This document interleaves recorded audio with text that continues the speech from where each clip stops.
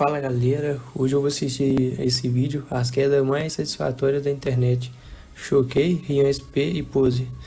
Vou deixar os créditos desse canal aqui na descrição. Bora começar. 2026. Esse é o exato momento, 15 de abril de 2026. Esse é o exato momento da maior queda que a internet já presenciou. Pelo menos 1,8 bilhão de reais que até então estavam nas mãos dessa turma foram tomados do dia pra noite. Mas antes que você possa comemorar, eu vou te mostrar como, infelizmente, essa notícia é muito pior do que você imagina. Precisou chegar a 260 bilhões. Não, mas 260 bilhões é muito, você tá doido? Acho que eles devem ter ficado mandando de um pro outro e tal. Só pode ser isso aí. De reais para alguém pensar que, opa, acho que tem alguma coisa errada aqui. Foi preso o funkeiro MC Pose do Rodo, o MC Rian São Paulo. Sabe o que me deixa mais puto ainda agora, pra terminar de lascar? O influencer Cris Dias e a esposa... Não, o Cris Dias é o que eu fico mais aborrecido assim, porque ele sempre ajuda alguém assim e tal.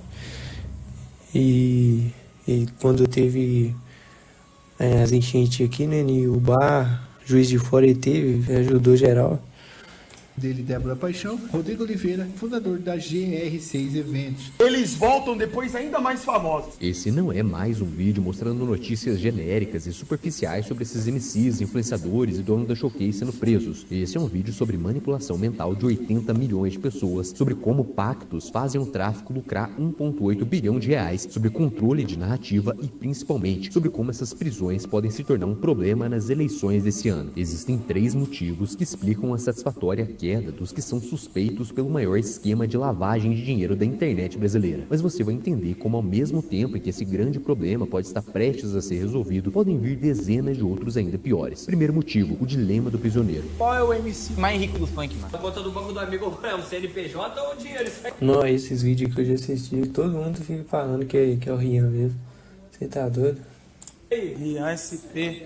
Ó. São o seu CPF ou o dinheiro do banco? A ideia dele tá querendo me explanar. O mais rico do funk, de fato, é o RSP. Hoje não tem mais essa discussão. Hoje, uma boa parte dos MCs, eles servem para lavar dinheiro do tráfico de drogas. MC Rian SP foi preso temporariamente na operação e, junto com ele, entre diversos outros bens extravagantes apreendidos, teve uma corrente de ouro com a imagem do Pablo Escobar, o maior traficante da humanidade. Ah não, mas essa parte aqui vacilou demais de novo.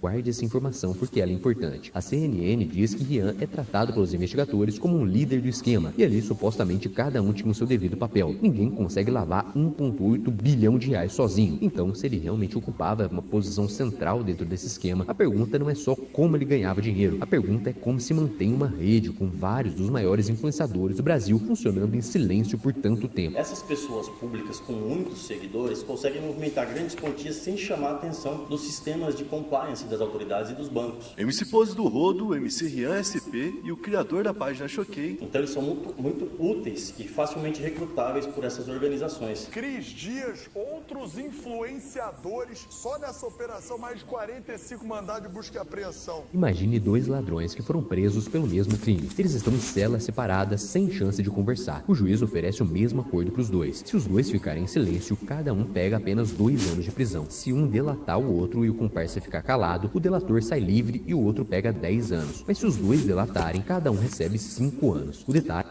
Pô, mas essa parte aqui isso aqui é doideira, porque colocam um numa cela, outro na outra, eles não tem comunicação.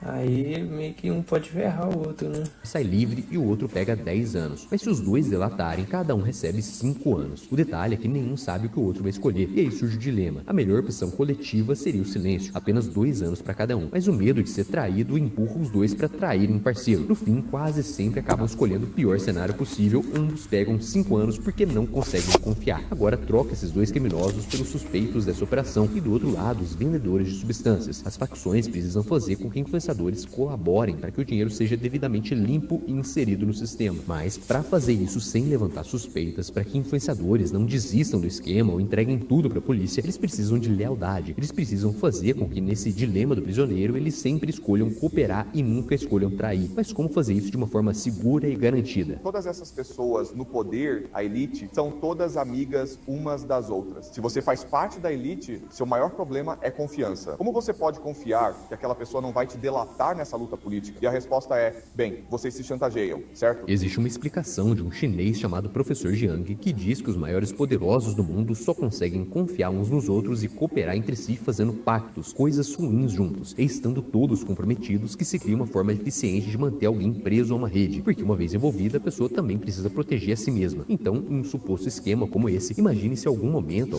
Esse que falou isso aí faz sentido, hein?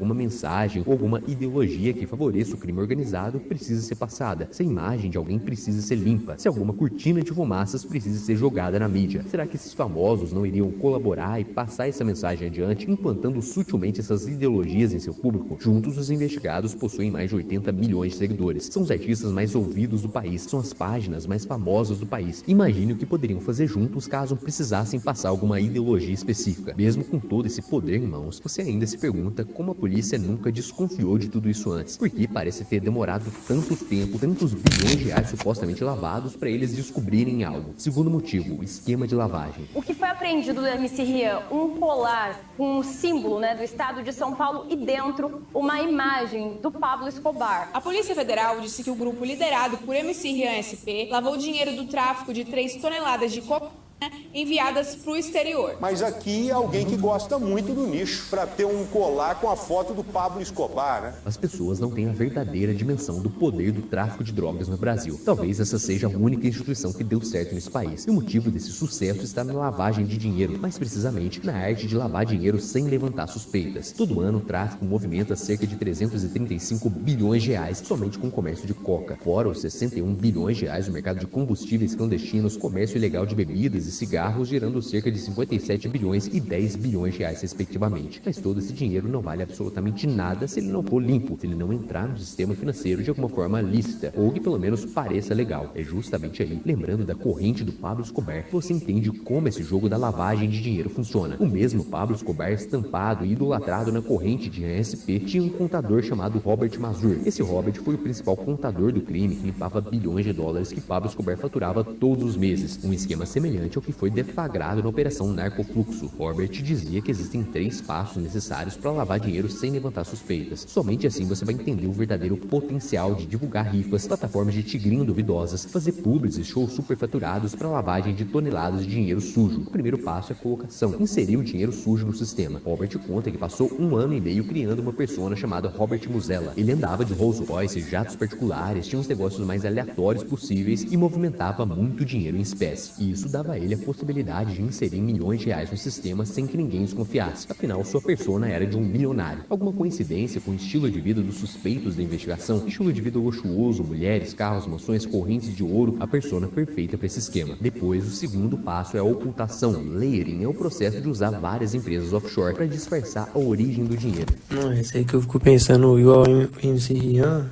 Pose, os caras conseguem fama, os caras é o 01 da música e ainda entra nessa.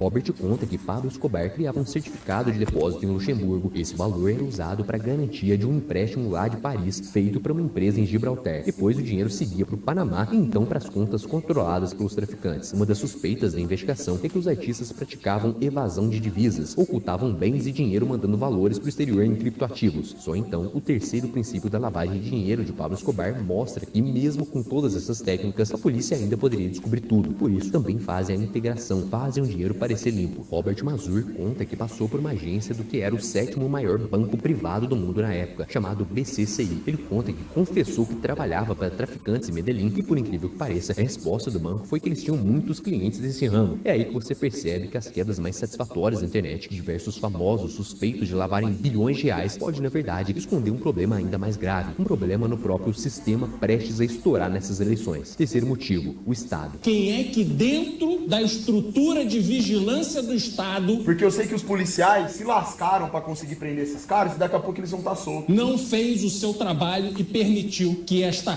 farra do crime acontecesse e chegasse a esse tamanho. Você já parou para pensar por que o narcotráfico nunca acaba? Porque mesmo com bilhões de reais investidos em segurança, operações policiais cinematográficas, helicópteros, tanques, agentes treinados, os grandes cheques continuam soltos e os esquemas continuam operando como se nada tivesse acontecido. O tráfico de drogas no Brasil sozinho movimenta mais de 335 bilhões por ano. Segundo reportagens, a própria investigação Narcofluxo deflagrou movimentações financeiras que passam dos 260 bilhões de reais. Tudo isso precisa ser lavado, ou seja, esse dinheiro sujo precisa entrar no sistema como se fosse limpo. E para fazer isso, eles compram negócios, imóveis, criam empresas de fachada e principalmente pagam impostos. O narcotráfico paga impostos e paga com um sorriso no rosto. E nesse ponto, o governo e o traficante estão do mesmo lado. É igual aquele dilema dos prisioneiros. Mesmo que sem querer, o próprio sistema colabora com o narcotráfico e vice-versa. Mas com tanto dinheiro em caixa, o crime ainda precisa proteger seus interesses. E para fazer isso, ele compra influência. Financia campanhas políticas, deputados, vereadores, prefeitos, até governadores. Todos têm um preço. Nos dias atuais, talvez o novo poder esteja migrando para a mão dos influenciadores. São eles que influenciam o brasileiro médio a votar em um determinado candidato. São eles que influenciam os jovens a jogarem no tigre, a gastarem seu dinheiro em baile funk ou em rifas. Pouco a pouco, eles se infiltram em todas as esferas do poder. Enquanto isso, o pequeno empresário que só quer pagar menos imposto vira alvo da receita, porque ele não compra o político, ele não financia a campanha, ele não tem milhões de reais para lavar e muito menos organiza rifas falsas com influenciadores. Só tenta sobreviver com o que tem. Como de costume em ano de eleição, pode esperar político usando essa pauta para se promover, para fazer campanha dizendo que vai acabar com o tráfico, para tentar pegar uma carolinha em operações como essa da Polícia Federal, principalmente as operações mais midiáticas envolvendo artistas e pessoas famosas. Essas quedas não se tratam apenas de artistas envolvidos em lavagem, mas de uma estrutura em que dinheiro sujo compra influência, influência molda narrativa, narrativa muda voto e voto muda o próprio sistema, favorecendo o tráfico. Se quiser entender mais sobre como operações assim mudam completamente os rumos de um país, torne-se...